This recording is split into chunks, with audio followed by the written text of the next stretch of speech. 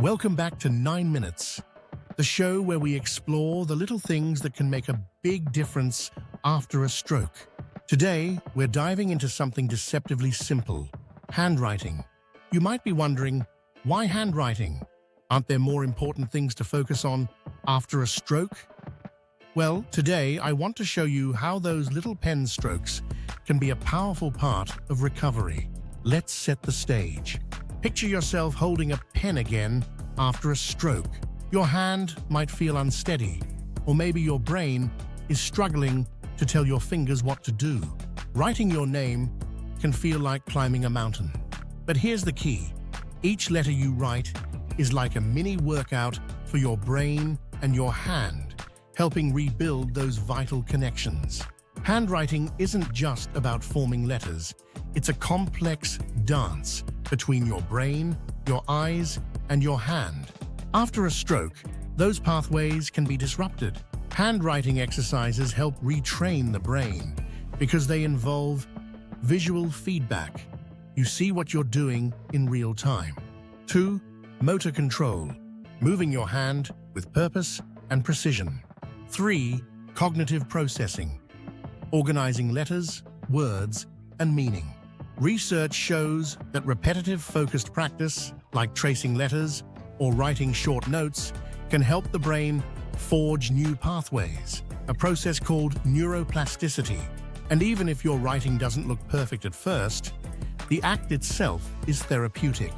It builds confidence, and it's a measurable step forward, one letter at a time.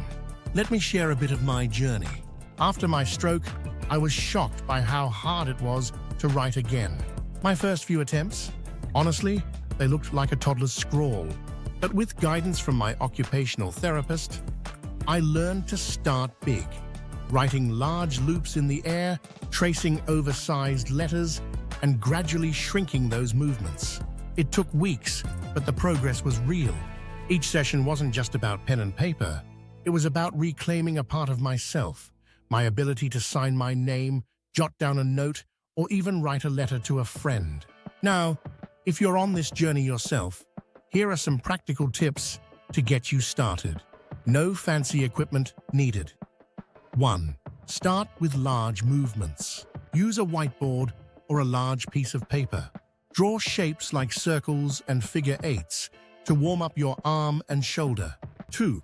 Trace letters and shapes.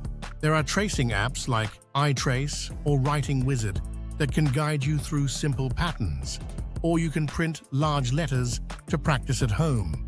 3. Use adaptive tools. If gripping a pen is hard, try a pen with a soft grip or a weighted pen to help stabilize your hand. 4. Keep practice short and sweet. 10 to 15 minutes a few times a day is enough to see progress without overwhelming yourself. 5. Celebrate every tiny success. Don't get discouraged if it's slow. Every letter you form is proof that your brain is healing. I know this process can feel frustrating, like you're stuck in slow motion.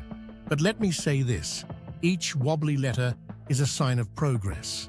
You're not just training your hand, you're rewiring your brain. And there's something deeply human about writing by hand. It's personal, it's expressive. It's a way to say, I'm still here, I'm still me. So if you're recovering from a stroke, pick up that pen today. Write your name, draw a doodle, or even sign a birthday card. Let those little movements remind you of how far you've come.